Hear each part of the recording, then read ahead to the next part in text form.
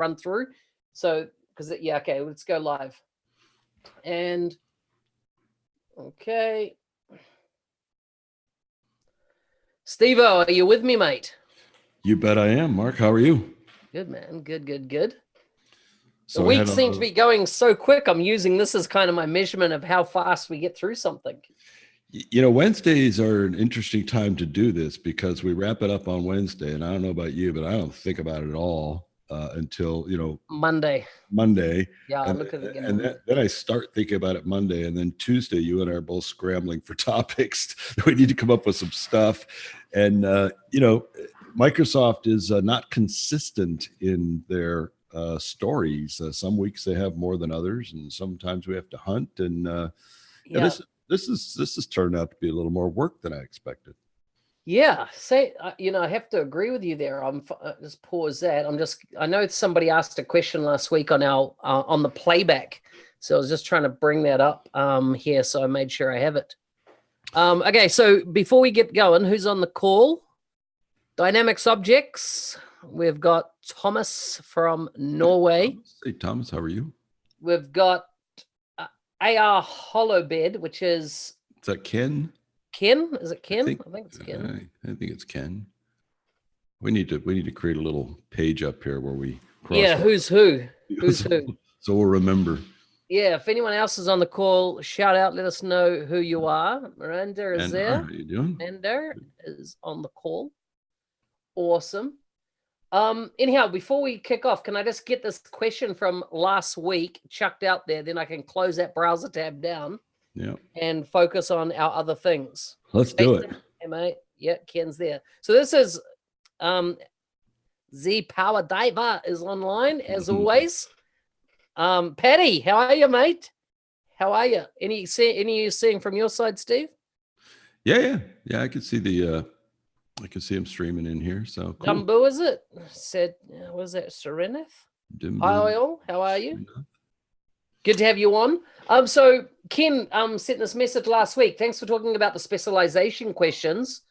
But I have a follow-up question specifically to Steve's comment about picking D365 or Power Platform. You said it at 24 minutes, 53 seconds in.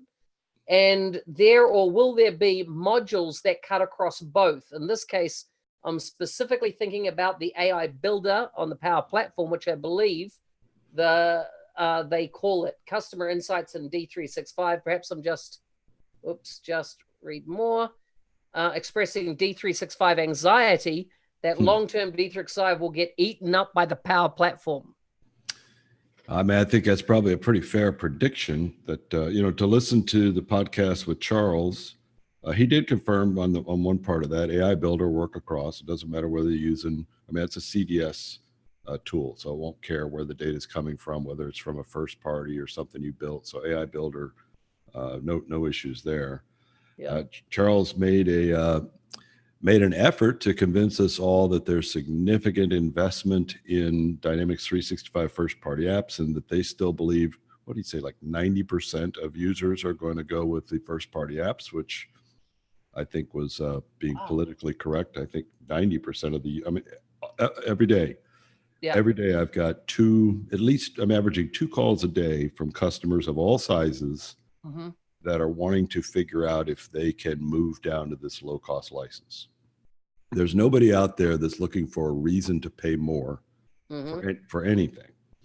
And they're hearing the talk, and even if they're perfectly satisfied with what they've got, if they have an opportunity to save a bunch of money and end up at the same place. So I'm actually working on a deck for 365 Saturdays, and I may use it in Orlando. Yep. Kind of going through that whole top to bottom. I got a lot of feedback from that save 92% post I did a while back. Yep. So is this your ISV session you're doing, or is this for the panel?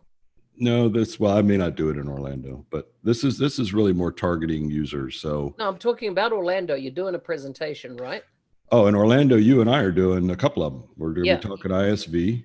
Yeah, the 2 ISV ones. One's on the panel. One's what's the topic you're doing on? Or have you put that together? You mean the one we're doing and we're putting together? I thought you said something about you were going to send me some of your decks and we were going to pick something. Well, So far I'm up to 63 slides, so that's not bad, right? We're going to ad lib out there. In fact, I'm going to discuss a bit of it on air today because I've put a bunch of research out there. When I say a bunch of research, put a question up on LinkedIn and got inundated with the responses from all over the industry, including Microsoft staff responding to various things, which is great to see that they're thinking about their story as well. Yeah.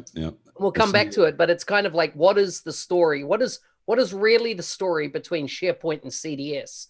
How do we articulate it properly? What's the value? And then the other story, which I'll drill into, we'll wait till we get through a couple other things, is the other one is, why would an Azure ISV consider becoming a Power Platform ISV? In other words, if they've already pre-built assets in Azure, why would they consider coming over to the platform? Yeah, good. Those would be good topics. I see Power Drivers, certainly got a good point about building and maintaining the equivalent to first-party app functionalities. However, I couldn't imagine anyone even bothering to do that. I think that if you've got a customer that is heavily utilizing a significant chunk of the first-party capabilities, they just need to keep paying. I mean, they're never going to be able to justify rebuilding and maintaining that. But I don't see that in customers. I see customers using certain first-party functionality, a lot of custom stuff that's going to be the same on either side, and a whole bunch of first-party functionality that they're just ignoring. And those are the customers that are really the candidates. I'd say the other thing to consider is, if you got 5 users, forget about it. I mean, you're never going to justify spending the money to rebuild, refactor for what you'd save on 5 users. But you start getting up into 100, 500, 1,000 users, that's a hell of a savings that you can go reinvest into a one-time build and then some ongoing maintenance. I don't know. Even at the low end of the park, like let's say I'm a 5-person user business, right? So just at the bottom end of the scale right now, would I license Dynamics 365 sales, or would I just build my own little app to handle my sales and my business? I think if you're coming in right now, I'd build my app myself, because I think I would easily save on those 5 users alone. Look, I mean, it comes to speculation at the end of last week. I honestly believe that the Power Platform might outgrow Microsoft Biz Apps. That the future of it might be seriously Microsoft's long-term view of the new way of development. Not saying that, all their investments in the other development tools are going away, but it's kind of like, that's kind of covered a big set of the market, right? Where you've got your hardcore developers. That's not going to go away. That's going to continue to grow. And what I reckon is going to grow a lot of that piece is the AI piece, because it takes some robust technical thinking to grow the top part of that stack. But if we look below that, down to really the lay person, you've got this person that has a mid-range of skills, right? So like you were talking before, they'd know how to set up a WordPress website. They'd know their way around, creating some, They're techie. Yeah. So I reckon that there is where the Power Platform's going. And I think it's much broader than business applications. Well, I think people also need to look at, we got citizen developer over here, right? Who's gaining some skills. We got the platform, which is getting easier to use. Yeah. Those 2 motions have not stopped in time here on October 1st. Yeah. Both of those motions are going to continue. Microsoft is going to be, and you talk about AI Builder. I mean, AI Builder, anybody can use AI Builder. I mean, complex Power BI, deep R, all that kind of stuff, sure. But as they abstract that stuff away into tools, which they're going to continue that process of abstracting all that complexity back in the background, we're going to see a convergence there. And I think once that happens, we got one of the topics that we were going to talk about is screw the partners. So the other day I had Vivek on the podcast doing a recording, for the MVP show. And Vivek, very interesting, his story, in that he's a trained marketer. He's gone to university to learn how to be a digital marketer. So he finds himself in this big engineering type company, and he's the marketer, and he finds more and more he's engaging with IT to get assets updated, whether they be online, API access for this feed, those reporting, that type of thing. What's his handle now? The API guy. And he's gone from being a marketing guy into developing this whole technology skill set around Flow and the Power Platform, which obviously he didn't get trained in marketing, that type of stuff in marketing school or at university. So I think we're going to see this whole, honestly, where people are shitting themselves over AI taking over everything.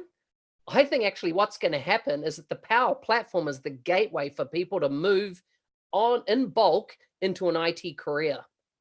Move out from whatever their labor intensive roles or, paper pushing, all those kind of that have sat in the mid. They've got an opportunity to step up to the technology game, and therefore the salaries associated with that into the market. I think the AI is going to drive a lot more of people getting into tech that are not in tech now, but are in their careers already. So I'm not saying the millennials or the people coming through from university today. I mean, because they're just as hard set about what to do, right? I had a WhatsApp message the other night from my nephew who's Danish. So his mother's Danish, his father is Kiwi, but my brother lived in Denmark for 20 odd years. And so here he is, he's 19, 20 years old. And he's gone to work for Microsoft, and he's had to relocate to Italy. He's in the billing part of Microsoft, and he hits me up, and I've maybe spoken to him twice in my lifetime because I don't speak Danish. And that's pretty much all he can speak, although he's getting very good in English. But what I'm saying is that here he is, 20 years old, right? He's kicked off a IT, if you like, he's working for Microsoft. When I drilled into it, he's actually working for a vendor that's doing the sourcing for Microsoft in this case. But here's the scenario. He doesn't know where to go in his future. He doesn't know, of all the technology landscape, where do I go? He's been at university or gone up to whatever higher education is in Denmark. And now he's lost with what's next. Where do I go? Where do I pivot? It's kind of almost scared about to take a move because they don't know what to back. Well, and I mean, that's a legitimate concern, I would think, for someone new coming in the business. So you look around, we got Flow, we got Power BI, we got AI, we got Power Apps, we got all this new stuff. And so you would think, well, obviously, I'm going to grab onto one of these new technologies that's going to take off. There's no sense looking at the old stuff. I'm going to start fresh with the new technology. Frankly, there's no experts because everybody's still learning it. So I have as good a chance to be an expert as anybody else. Yeah. But then you're betting on that technology, whichever one you really want to go deep on, being one that makes the long ride, and that you didn't just jump on, business edition or something that doesn't make the long ride. So, Microsoft has put a lot of chips on the table. Not all of them will pay off. They know that. I mean, they throw a bunch of stuff at the wall. We've seen them deprecate stuff and move off of things that they spoke highly about at one time. And so you don't know which ones will, and they don't either. I mean, they're throwing the stuff out there. The world will bite on it, or it won't, or it'll bite on parts, and the parts that it doesn't, could go away. So. Yeah. How bad would it be that you decided to plant a flag on something that they just said, yeah, well, we're not going to do this anymore? Yeah. Yeah. Definitely a concern. Now, you had delegated admin access as one of your topics for this week. What's that all about? It's interesting. I sent you that topic and then something happened right after that. But just explain what delegated admin access is first up. Sure. So as a Microsoft partner, you can request from your customer with a link to allow you delegated admin access. Does this give you access as an admin into the Office 365 instance and therefore further afield than that as well? It gives you admin access to everything, which is actually one of the problems with delegated admin access that I'd like to see them fix, because when you're looking... Are you saying you get global admin access? Essentially you get, well, you don't get onto the billing side. Gotcha. But you get access to everything. Yep. When you're dealing with like enterprise customers in particular, and you're talking about Power Apps, they're like, well, if I give you this link so you can handle our Power Apps, you could essentially go into our Exchange server too. Yep. Well, yeah, that's a problem, but that's a separate problem.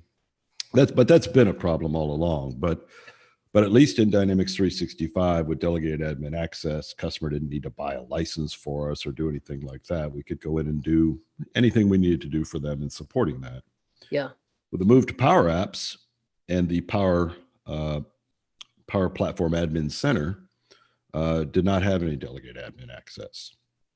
And that's been a problem. It's one of the reasons why they've had to keep the old admin center around, was because I want to get into those instances.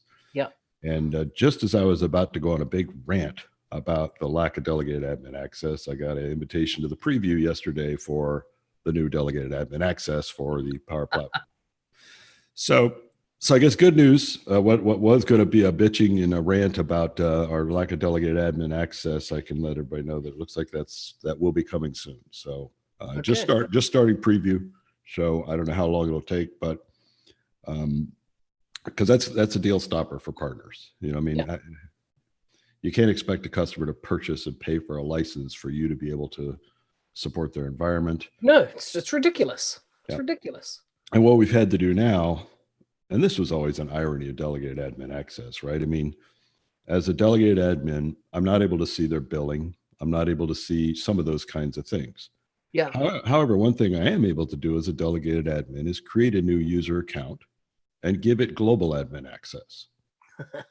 And then I turn right back around, log in with that user account, and I can see their billing. I can see everything. So it was kind of a false security, I think, because you know you kind of work around the whole thing.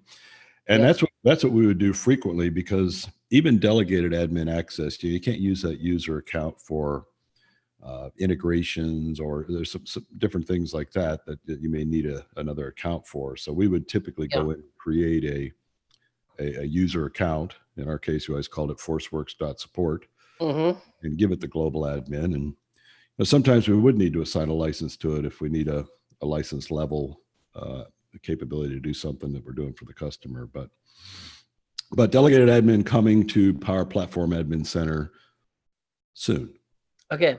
So anybody on the call, are you using, or do you have a need for delegated admin access, or does it not touch your part of the business?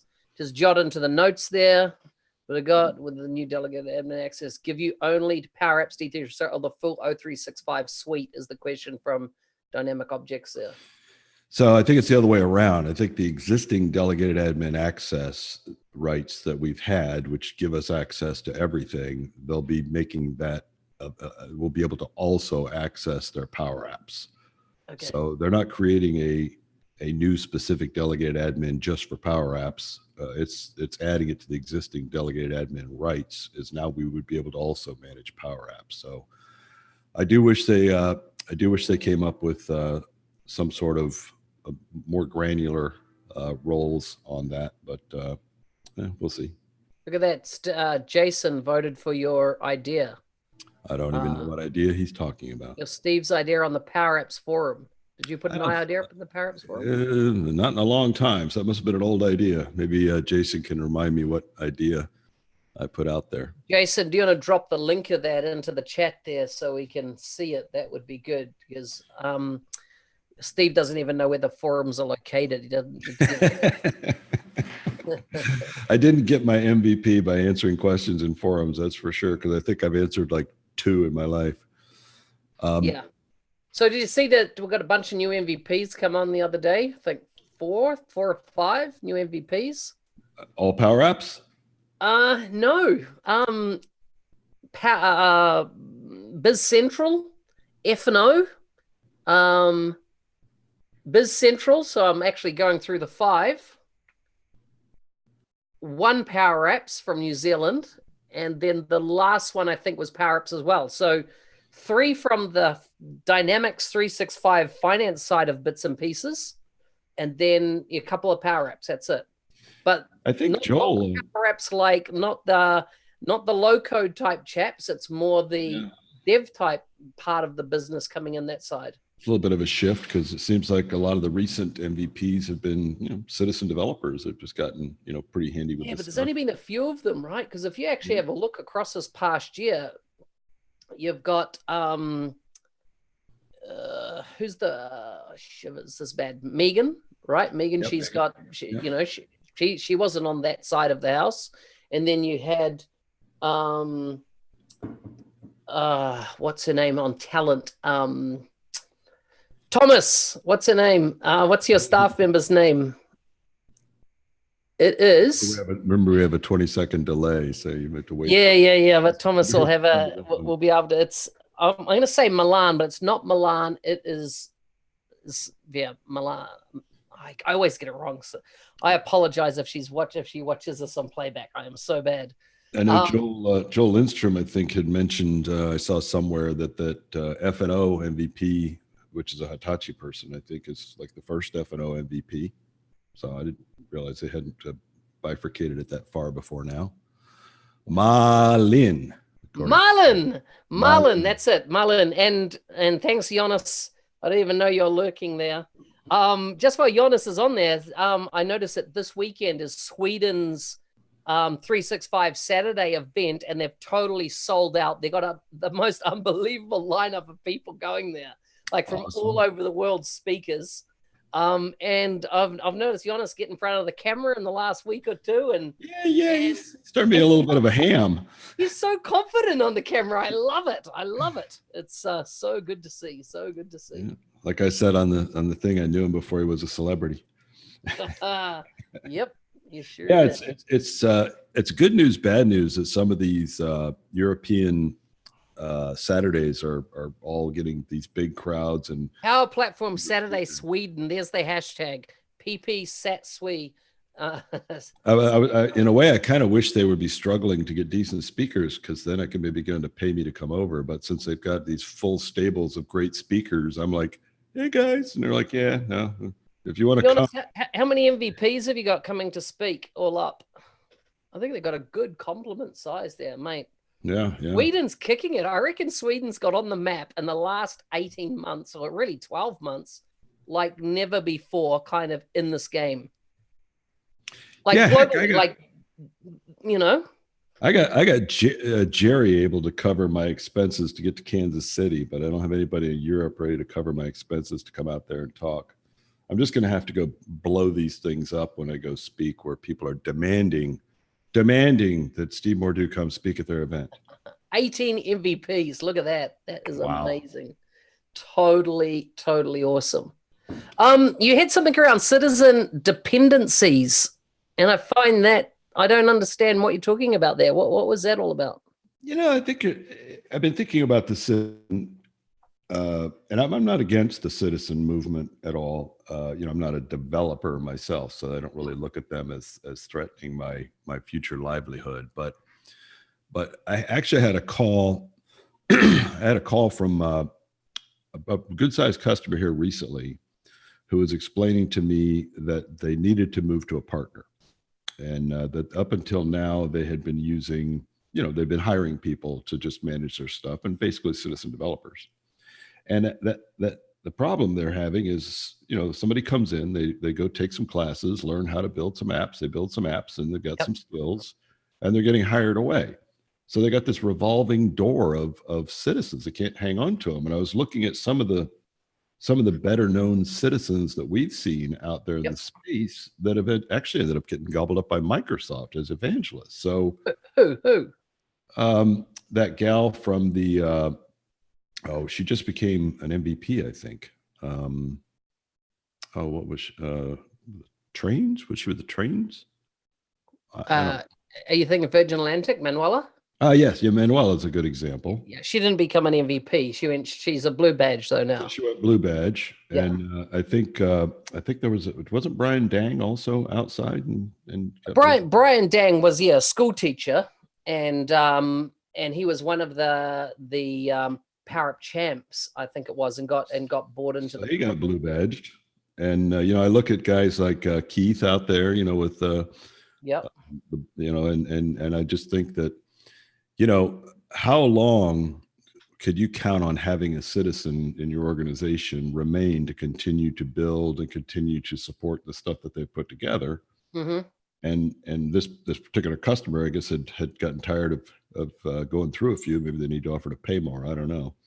Yeah. But had decided, you know what, we just need to hire a partner. I need to have somebody that will be, and we know we're going to pay more, but I can't have this continuous, relearn revolving door, and nobody knows what was built. And, even citizen developers build houses of cards. We all build houses of cards, and that's kind of the nature of it. So that was kind of where I was at on that citizen dependency. I'm not against the idea, but I think that until employers are going to appreciate that value enough, and they're hiring people, they're probably aren't paying them very much. Yeah. And it's always a challenge, I think, in any business when that hires people and then they train those people, and then suddenly those people are worth a lot more money, but the employers are going to pay them a lot more money. Yeah. But listen, you want to agree to disagree? Sure. The thing is that you take a look at Manuela's situation, and what she did. Remember, she was not citizen developer. She's a pro dev. Oh, is she? Okay, I didn't know. Like, she'll cut any code you want any day of the week. She just happened to see the future of what this was and drove this massive implementation within the organization. Now, one thing though, this issue that you're talking about comes down to a very simple thing, and that is governance. Mm-hmm. If a company doesn't have governance in place, they have a risk around that citizen developer. So what happens? Manuela, in her situation, and if you want the full, there's a podcast with right? where we discuss this, is that what she did is that she used the admin tools to identify whenever somebody had jumped in and set up a new app. Then they would send them, would love to help you, tell us how we can help you. But they had to get the app. If its demand increased beyond a threshold, it then had to have a support document created for their support desk in the business, and that was then deemed a supportable product within the organization. And this is where governance is so important, because if you're going to grow it stably, yes, it would be crazy to have someone to build an app and it will be back in the access days where everyone's dependent on it and the developer disappears. No. What this new platform allows us to do is to identify as soon as this app is becoming popular, then allow for if you like, a procedure or a kickoff, a SOP, if you like, to be initiated that then creates the support infrastructure for that application, and also the ownership of that application. So it doesn't sit with that individual that leaves.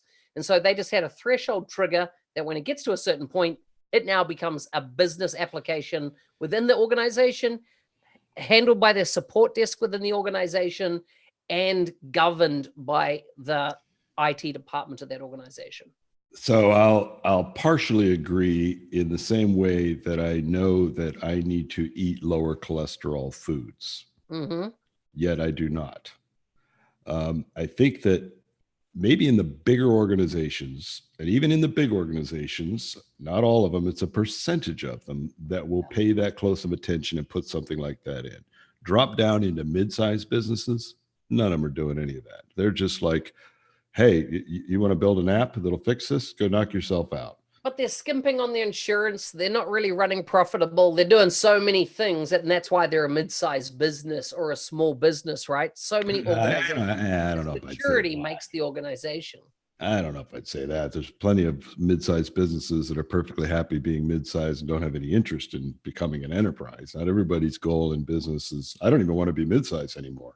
I mean, I've been there, done that. I'm having more fun and making more money now than I did when I had, 200 people. So I don't have a goal. Company of one, mate. That's my goal. Company of one. Well, company of one, exactly. But that means you work for an asshole.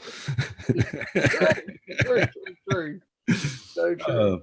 So you had some topics on that list too. Let me see if we have any questions here, by the way. And yes, Ken, I am saying we're all card dealers. We all build houses of cards.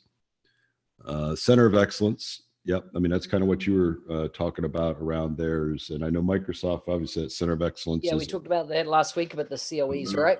It's a move towards just what you just were describing, to try and keep Power Apps from just getting out of control and being dependent. Yeah. I don't see that as a tool for mid-sized businesses. So what you had a couple topics on there of your own. What was your next topic? Okay, so and then we'll come back to your screw the partners topic because I'm interested. Dynamics 365 customer insights. So I had the pleasure this week just past of going to Microsoft in Paddington here in London and do a train the trainer session on Dynamics 365 customer insights. And of all insight products, whether it's sales insights, product insights, which I don't know much about at the moment, product insights, but the other one is market insights. Customer insights is so much the product that I go, wow, they have got this right. Because it allows you to identify. Now, clarify which insights you're talking about. I'm talking about Dynamics 365 customer insights. That's not sales insights. This is sales, not product, not market. I'm talking about customer insights. Now, what this does, it allows you to feed into, via Azure, all the touch points, no matter where they're coming from with that customer, right? Doesn't even have to have Dynamics involved. No, it could be coming from an FPOS terminal. It could be coming from Wi-Fi within that business that's identified them using Wi-Fi matching. It could be coming from, social media transactions or other sources. And what it does, it just says, we'll suck it all in and we'll run AI over it. And we will identify what these patterns of behaviors that drive these results that you might not be aware of. Now, coming from a Dynamics background is that when you saw a duplicate record in the system, what do you want to do? You want to merge that record together, right? They don't have that concept. They have this concept of matching records. So let's say there's 20 profiles created for you. You might have a profile associated with the purchases you've made. There might be a profile that the online website that you signed up or their loyalty program. You can have all these profiles and it just says, listen, don't worry, individual, about you trying to work out, is this the one person?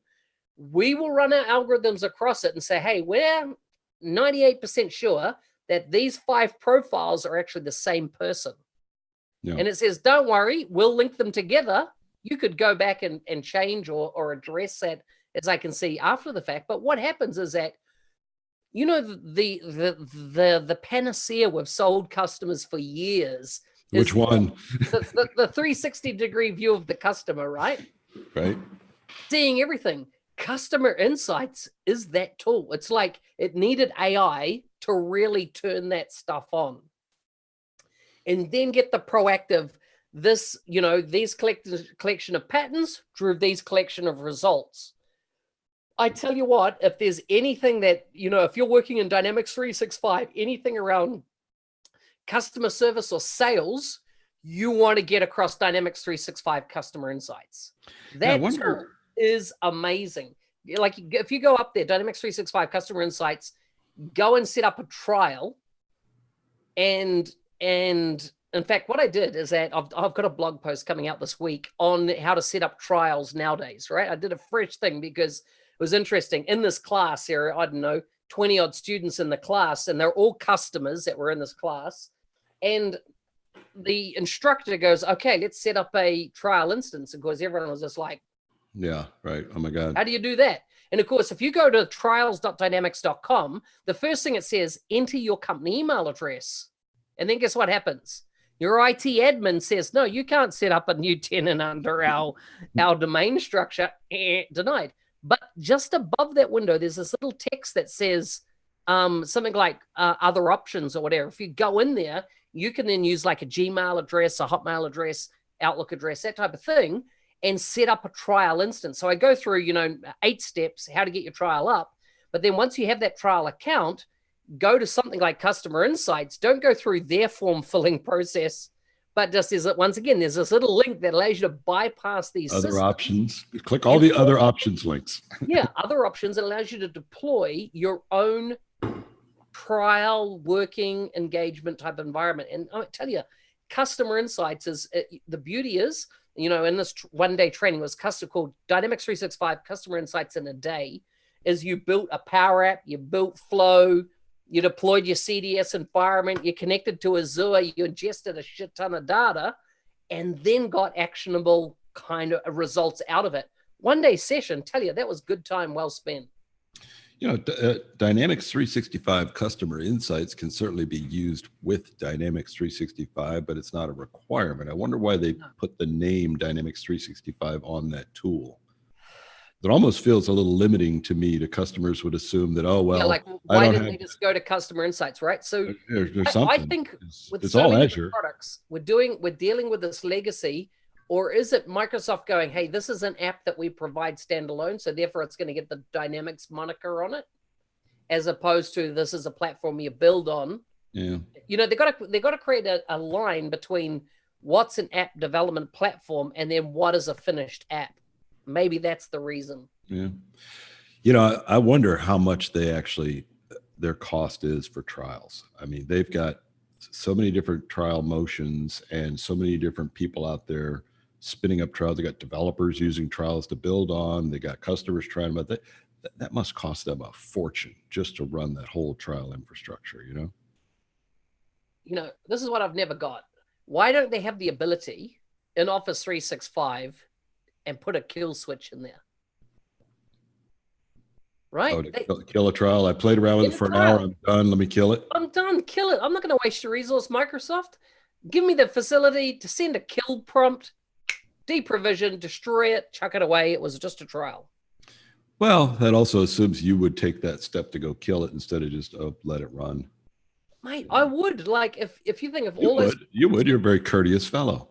But we're talking about all the consultants in the industry that spin up these trials, right? That's not the lay person that's spinning up the trials. It's all of us guys that deploy a new trial every time we write a blog post, right? And we want to illustrate it. We need one screenshot. I tell you, if I had a PowerShell commandlet that I could just go bing and destroy it, I would do it in a heartbeat. It'd just be good manners. Yeah, you would think. Right. Hey, so one of the things I did, I'll come back to the other stuff there, but today, and I'm just going to chuck it in the chat there, there you go, into the chat it goes, knock yourself out, people, is my Microsoft Dynamics 365, that's a docs link I just sent, which is all the new iconography for in BizApps. The Business Central icon, the Customer Insights icon, Market Insights. Oh, nice. So here's the new look. And it's interesting. Power Platform, what they're saying is a Power Platform, which kind of bugs me, is the Power Apps logo. Yeah. I don't see Jonas's Power Unicorn logo on here. No. Nope. There. Not there. Oh, well. It's I just think, I don't know if there's more of these coming, but I tell you what, it did strike me with, have you ever played that game Bejeweled? Doesn't this look like Bejeweled? It looks like the Bejeweled game that, you connect up all the jewels that are the same, or the matches. I've never played it, and if I had, I would never admit it. But I admit it. Played a lot. I played it. Played a lot. Yeah, I mean, spot the odd one out in that link. Power Platform is the only one that doesn't look. It suddenly looks dated. Proforms doesn't really look in keeping either. Putting the F on it. Yeah. And it's interesting, of all these graphics, I've looked at them, they're all SVG graphics apart from the Proforms, which is a PNG. I actually had a talk, it wasn't a podcast or anything, just a talk maybe about a year ago with a fellow named Jonas Sterling. Mm-hmm. He is head of Microsoft UI design. Mm-hmm. Not for Dynamics, but all of Microsoft. So I'm sure this came out of his group. Yeah. The conversation at the time had to do with marketing, which was a new app, and there were some challenges around the UI with that. And I was sharing some opinions, but I'm sure this is Jonas Sterling's handiwork, or his team. You reckon? I'm sure it is. Yeah, this is all. That's all falls into. He's all branding and UI and all that sort of stuff for all Microsofts. I didn't look at this. There's heaps more. I just clicked on. What did I click on? I just clicked on customer service, and behind that, then there's Dynamics 365 customer service, Dynamics 365 customer service insights, and Dynamics 365 virtual agent for customer service. 3 icons in there. Oh yeah. So there's sub icons. I kind of like them. I mean, you look at them and you wonder, what they actually mean. You try and read stuff into. I mean, Yeah. I'm guessing the main one for customer service is supposed to look like a heart, but where's custom? Oh yeah, the purple heart. Purple heart, yeah. You know, you were just talking about something that got me thinking about one of the other topics I had that was the whole screw the partners thing. Oh yeah, what are you thinking of there? You know, I keep seeing things that I can't decide if I'm paranoid or if the things are real. And you know, you stand back and you kind of look at things that have occurred individually. They don't seem like that big a deal, but then when you actually kind of use insights and mash them up, they start painting a picture. Yep. Now, there was certainly an attempt here a few months back to eliminate the IUR for partners. Yep. And you know, when I was just talking a moment ago, it's what reminded me about their cost for trials and that stuff. And I remember I was talking to Gabriella Schuster about that potential elimination. She was just saying, you know, our costs for the IUR are massive. Yeah. And that part isn't a problem. The problem is we have so many partners that are utilizing IUR to turn on stuff and then just let it sit there. They're not even using it. It's a significant portion of our cost of IUR. I think she stopped that. Oh, she did. Yeah, it's idle stuff. They ultimately relented to partner pressure and maintain the IUR, but I think that's really just buying time. I think we're going to see that circle back up, just like we do every message that they come out with, that we have a big uproar and they reverse. Yep. They always come back. They come back a little different, positioned a little differently, a little clearer, but they never go away. They always, all these negative things that we don't like, they always come back. And that was I guarantee that was coming back. Costs are too high. And the waste is just incredible on that one. So over the last 2 weeks, right, I've been trying to set up a new partner, Microsoft partner organization. For yourself? Or with someone? Yeah, having someone set up, right? Okay. All right. So go through the sign up process, and straight away, what they say is enter your business email address in there. So if you try to use a Gmail or an Outlook.com or Hotmail.com, no can do. Yep. The problem is, I know the next steps are they want you to set up DNS and everything for your Office 365 Azure domain and everything. So here I have a brand new domain, right? I'm setting up a new company, brand new domain name. I don't have email set up on that domain name yet, do I? This is why I'm coming and setting up my environment, because I don't have that yet. Oh no, they haven't thought of that scenario because that scenario is just not possible. So of course you have to go and drop in another something legitimate domain name, which hopefully you've got a mail server already set up and associated with that, so you can receive the email to verify your email address. Right? That's funny. That's something I haven't tried to do in 9 years. So here's the thing. When I say she solved the problem of stopping everybody getting access, step 1 of solving the problem. Here's step 2. So get in there, use a different, email address, get in there, verify the email, blah, blah, blah.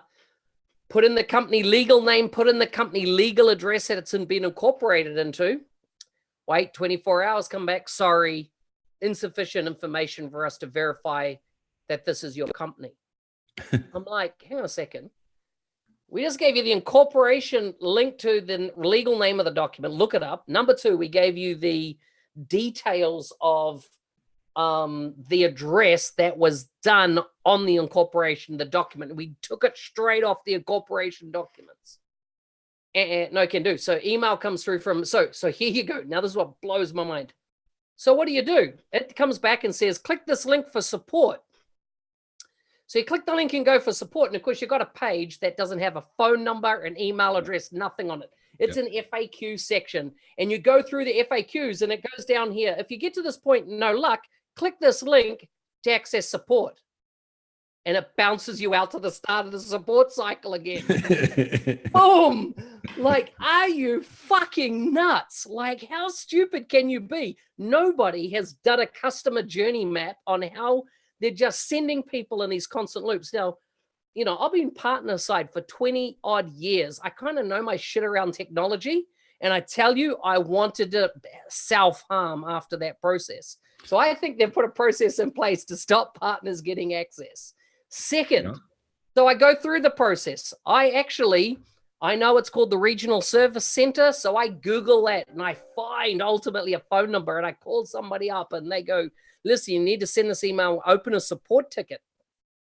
The chappie goes, listen, you need to send your company incorporation document and proof that you own the domain name of newly incorporated document. So it doesn't sound unreasonable. That image, right? The image of ownership of the domain was embedded directly into the email and then the attached PDF document of the incorporation. He comes back 48 hours later. I can't access the attachment or view in like no file sent. And I'm like, okay. I didn't send that email, someone else did. So I was like, okay, I'll send the attachment using Outlook, right? Nothing fancy, but I'll go one step further. I will load the incorporation document and the domain, showing we own it up to the website server. So associated with that domain name on private links. So I put the links into the email as well as attach them all over again. 48 hours later, come back. Yeah, I still can't see or read any of the files. I'm like, are you a fucking imbecile? Like, what is the problem? I'm just trying to sign up to be a bloody member.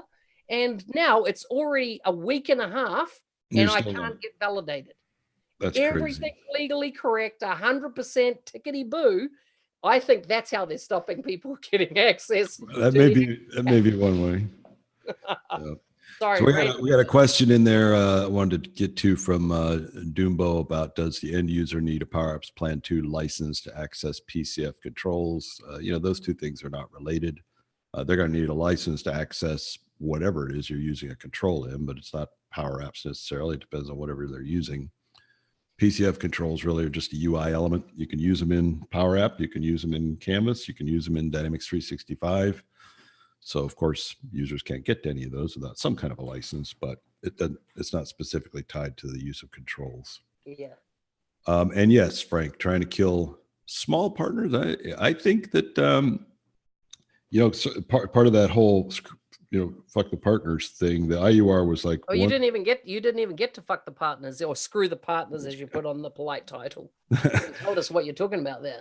Well, that's where I was starting with that IUR, which will be back. That will be back in some form. The actual cutting of the program. The cutting of the program. That'll 100%. Be back. That'll be back in some form. They just weren't prepared for the backlash. Yeah. But then you look at some of these other things. I mean, we just talked a little bit about Delegated Admin. Well, Power Platform has been out for a year and a half now. They've been building this platform, and only now they finally get around to Delegated Admin for partners. We were clearly not the first priority of the Power Platform. We weren't even on the list of priorities for the Power Platform. That was 100% citizen driven, and now is almost an afterthought here at the end. Oh yeah, we need to give those partners access. And I think that we talked about this before we went live. I think that Microsoft and customers tend to look at partners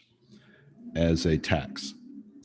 And we talk to customers every day, and customers partner, you're saying the partner is a partner tax. The partner creates a tax on the deal. Just being involved in the deal. Yeah, partner's gonna come in, talk to that customer about all the wonderful things a partner can do, which they can, and they're gonna stick a nice big fat number in front of that customer. And no doubt a significant number of potential customers did not move forward because of that partner tax. Yeah. I'm not saying it was an unjustified tax, right? I'm just saying partners like, whoa, it's going to cost 20 grand to get that, forget about it. And I think a lot of the motion around citizen developer is around, we need to get out from behind that partner mountain that sits between us and our customer base. From Microsoft, I think Microsoft knows if we can build this tool in such a way that a partner is not a requirement for 90% of our users and the circumstances, but only those rare occasions, then this thing's just going to blow up. But up until now, it's been the opposite. Partners have been a requirement for 90%. And I think that has stalled the growth. So I think we're going to continue to see pressure, and not direct pressure other than like that IUR was pretty direct. Yeah. But I think where we're going to see the pressure on partners is from them bringing up those citizen those, like I talked about before, the coming together, the citizen platform with the citizen skill set, really just to take partners, to minimize the need for partners, because, you know, we're in the way. We're in the way of growth. You know? Yeah. So true. So true.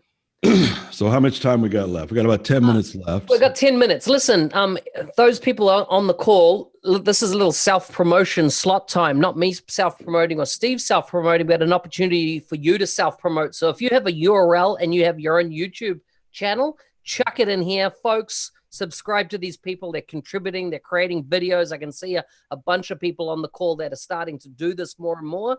So check your URLs for your, your subscribe to your YouTube channels, just so we know what they are and everybody can, check out what you're doing on YouTube. And that'll show up in the replays too. So that'll show up in the replays. Obviously, when you do a show like this, most of it is replays. So the other thing I want to talk about is the ISV area here, which is, sorry, first of all, is, the continuing story between SharePoint and CDS, which is really, I think, much more than the Power Platform or Dynamics 365, is a story around, do you deploy your app infrastructure on SharePoint or do you deploy it on CDS, right? And so I put out to LinkedIn last week a question. How would you convince a SharePoint ISV of the benefits of investing and learning CDS, right? Which is, model-driven type applications over time. And I was inundated with responses. And the core themes that came out of it, there's 5 core themes that you get with CDS that you don't get with SharePoint. The first one was relational data, or the ability to create detailed hierarchies of information. You get that on CDS, you don't get that on SharePoint. The next one is security and compliance. If you create a Canvas app, my understanding today, you create a Canvas app, that person that can use that app, they also have access to the list behind it, because there's no security model abstracting out the list behind it. Correct me if I'm wrong, folks, but that's how I understand it. Next is portability. You want to lift and shift an app you build, right? Under CDS, you can solution package it, flows, all that kind of stuff, lock it all in together and deploy into a new environment. You don't have that flexibility with a SharePoint. So portability, scalability, being able to go well beyond the bounds of the functionality of SharePoint. You don't get it, particularly around, scalable data sets that are fed into that. And then the last one is application lifecycle management. You've got a very good, robust structure with CDM. Getting there. I'm waiting for some rejection of that. But you don't get that in the SharePoint arena anywhere near to the same degree. So another agree to disagree? Go for it. SharePoint's been around a goddamn long time, a hell of a lot longer than CDS. Certainly there is governance capabilities around SharePoint that are tried, true, well. I mean, it doesn't have the same structure as we're familiar with from our side, but I think a lot of it is cowboys and Indians, right? I mean, if you came up the SharePoint side, the SharePoint side. If you came up the Dynamics side, then your comfort today is going to be with CDS. Yeah.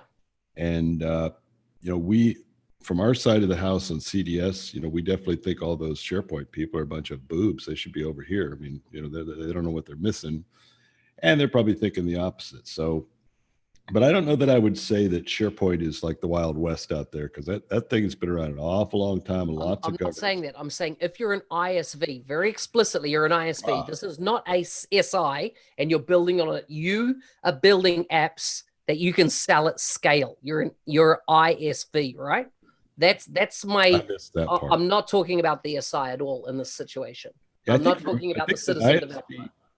I don't know what the ISV story has been with SharePoint. I know that there was a company, actually, I think they were out of your neck of the woods, called Live Tiles. Do you remember them? Yeah, from Australia. Went public, has knocked it out of the park, basically on SharePoint. But 100%. And I'm sure I'm not in the SharePoint space, so I'm not familiar, but clearly, Azure is a big ISV play for Microsoft, and, Common Data Service is a big ISV play for Microsoft. But I keep thinking it's probably just because that's what I know. If I were sitting over there, I've been a SharePoint ISV for 2 decades potentially, which I could have been. I may look at all this stuff a little differently. Yeah. We have our biases, I don't know if you got a chance, like last Wednesday was the Power, was it called the Power Platform 24? Yeah, something like that, right? Something like that, or Power Apps 24, I forget what it was. But there was one presentation done there that I think might have been the first presentation of the day. And I'm just scrambling to find, this is not on the top of my head, the guy that actually said it. Let me just jump to, because I know his channel's on the side of my channel. It is Shane Young. He did a presentation, and he's really a SharePoint evangelist, right? That's what he's come from. But like, I haven't watched the episode myself, but he was in the episode, my understanding that I've been referred to it, is he was really telling the story of why SharePoint folks need to really check out what CDS can do from the realm of what's possible is so much larger. Yeah.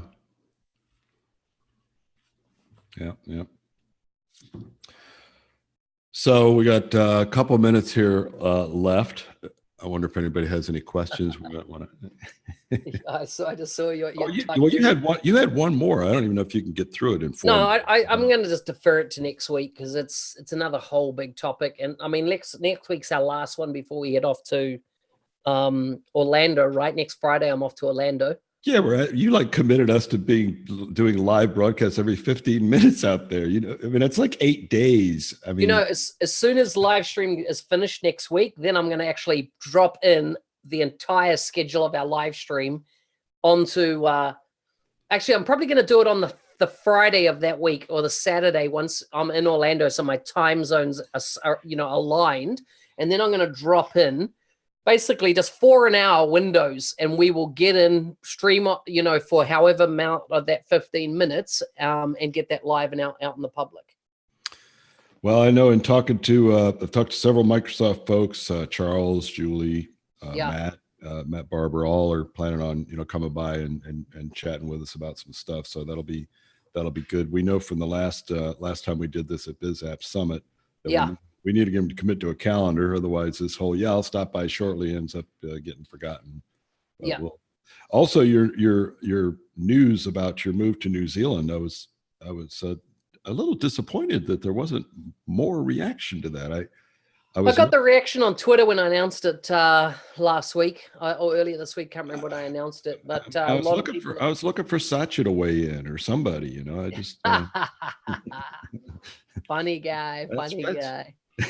I'll do a post on LinkedIn the week I come back from Orlando, because I'm like two weeks out then from being gone. Have you started packing or doing any preparing? Have you? Yeah. So just book the rental car for the first month in New Zealand. Book the accommodation by the end of the week. Flights are booked. Shipping. The shipping people are coming in to look at all our stuff. Ship home.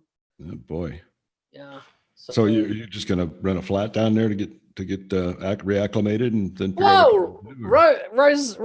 Hello, how are you, Rose? I see Rose from DCI is on the call. Good to see you there. We're talking about Orlando. Yep, 100%. Yeah. So getting just everything lifted and shifted. So I don't know, they ship it back or air freight. I'm not sure. But yeah, that's all sorted.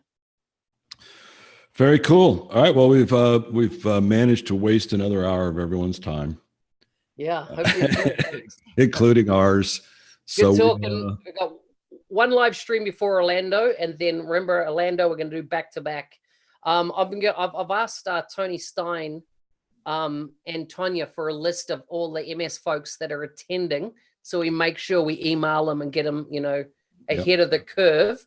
But also, I'm looking to, getting a bunch of the DCI management on as well, right? Get some interviews with them DCI seems to be going through some big changes this year. Yeah, We've seen the opening of Melbourne, Australia, the first Southern Hemisphere summit. There's obviously changes happening with Extreme 365 and how that fits in the thing, and of course then there's the Power Platform World Tour. So lots happening, lots of new stuff's happening, and it'll be good to have a chat and get some insights into some of these things. So Lorena's said, well said, Steve. I assume she's talking about my referring to this as a complete waste of everyone's hour. Lorena, that's gold. And we're at the end of our hour. So Mark, till next week. Okay, we'll see you around.